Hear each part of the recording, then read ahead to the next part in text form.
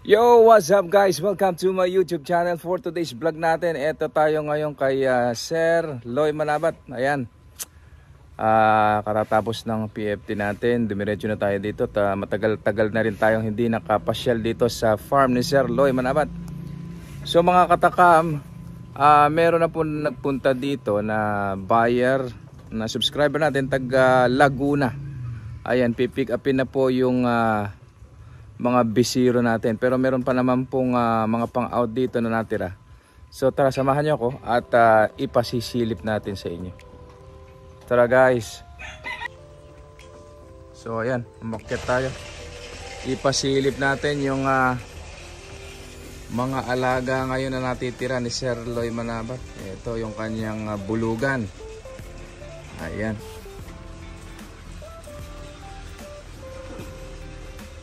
Pinagsasalit na lang ni Sir Loy yung feeds, saka yung kanyang ginawang silage. Ayan.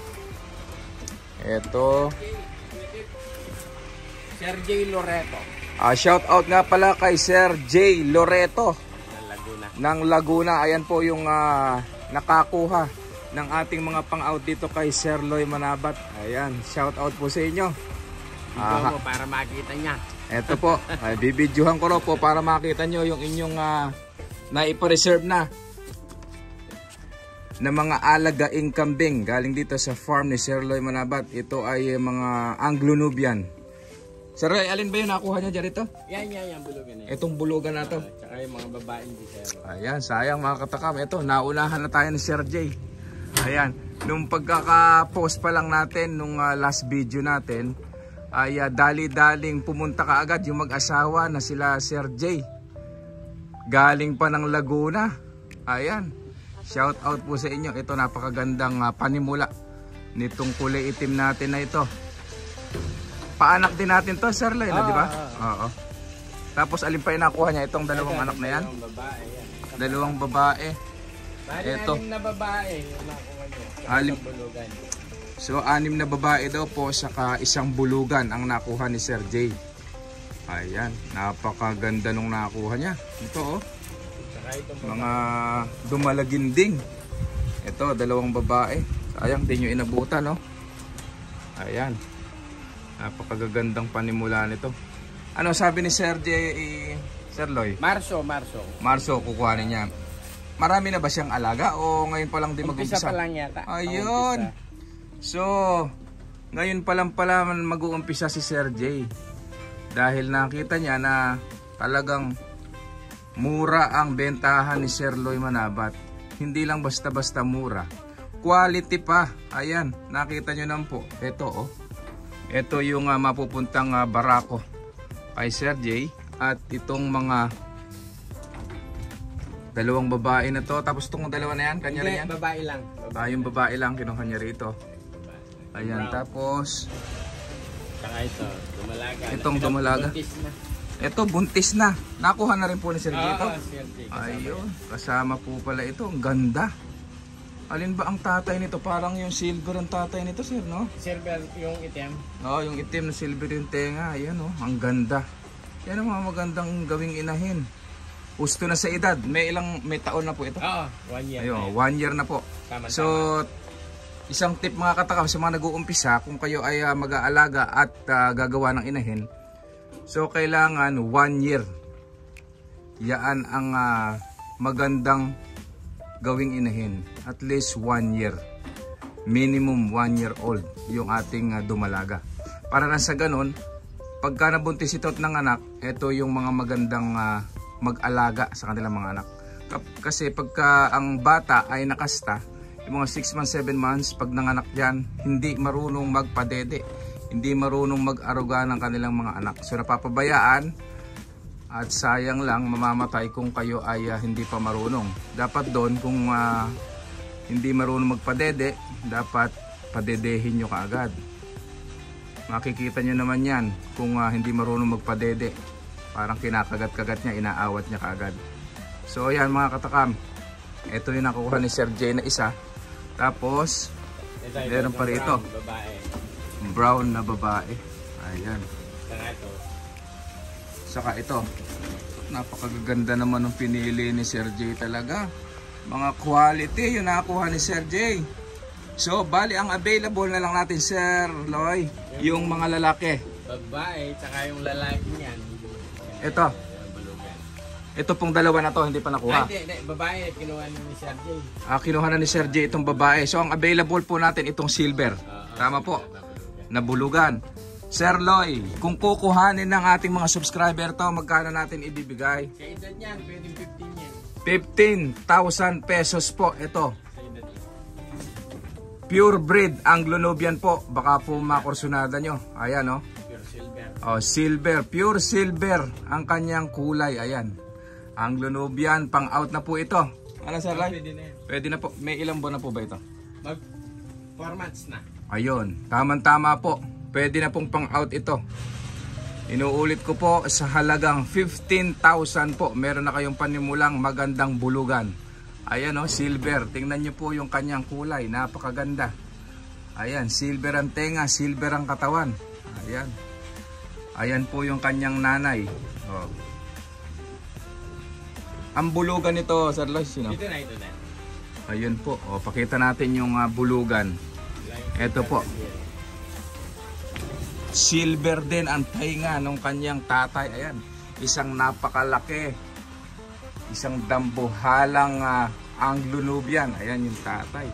Siguro yung tatay niya nasa tumitimbang ng 80 to 90 kilos ito. Ayan. So mga katakam, kung kursunada nyo po yung itong barako na ito, ayan, wag na kayong mag-atubiling tumawag. Sir Loy, inuulit ko, baka gusto nilang tumawag sa'yo. Saan kanila pwedeng kontakin?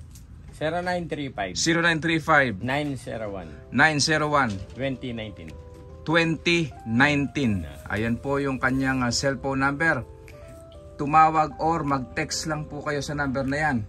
Kung magpapareserve, magkano po ang reservation fee natin, Sir Loy? Kahit wala, pwede naman. Kahit wala, basta magtungo na kayo. Kung pwede na kayong dumiretso rito sa farm ni Sir Loy. Ayan, meron pa tayong available na pang out dito. Ito, nakuha na. Oo, nakuha na. Nakuha na rin to. So, ito na lang ang available natin. Saka, meron pa doon? Wala na. Wala na. So, ito. Ayan, isang bulugan. Baka kursunada nyo po. Ayan, oh. Ayan, pasilip pa natin. Ayan. Malakas kumain, maganang kumain, maganda ang katawan, maganda ang bulto ng katawan. Ayan. Makinis ang balahibo. Ayan. Baka po kursunada nyo. Halagang 15,000, meron ka ng panimulang bulugan na Anglo-Nubian. Ayan. Yun pong kapatid niyang babae is nakuha na at nabili na ni Sir J ng Sir J Loreto ng Laguna. Ayan, shout out po sa inyo. Maraming salamat po sa inyong suporta. Ayan. Galing ng Laguna, pumunta pa ng Pampanga sila Sir J. Maraming salamat daw po, sabi ni Sir Loy.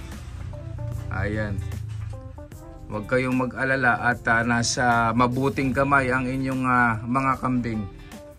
Bali, March pa raw po babalikan ni Sir J yung mga kambing na kanyang binili. Ayan. So ayan. Tapos ayun. 1 2. Itong dumalaga na to, 3 nakuha na rin. 3. Alin pa dito? Itong dalawa? Brown lang. Babae lang. Saka dalawang brown na ito, saka yung isang bulugan na yun. So ito ang matitira dito, yung isang barako. Hindi kagandahan, baka hindi makursunadahan. Pero kung sakaling makursunadahan nila, Sir Loy, ito medyo maliit. Oo. Kahit 10. 10. O ito. Mga katakam, kung kayo ay may 10,000 dyan at gusto nyo mag-alaga ng Anglo-Nubian, magandang panimula na rin ito. Ayan. Kaya hindi na ibinigay ni Sir Loy sa 15 kasi medyo mababa siya. Ayan. Pero malusog naman. Kaya lang yung kanyang height ay napag-iwanan gawa ng mas malakas dumede yung babae. Ayan, baka kursunada nyo. Ayan, 10,000.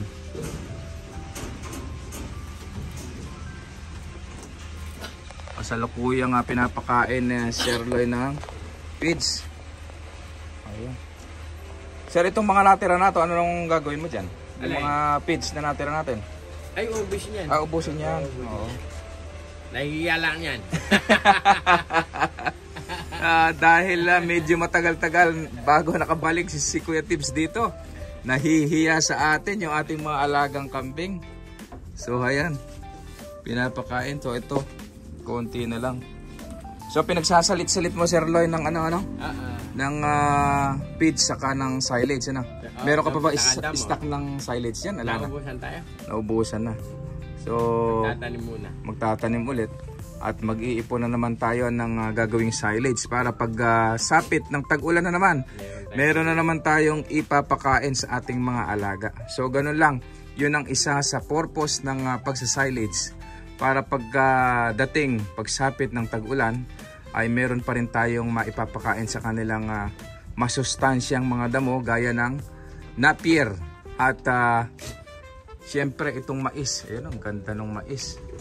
Yan, pwede rin po natin gawing silage, ipakain sa baka, kalabaw, at siyempre sa ating mga paboritong mga kambing. Ayan.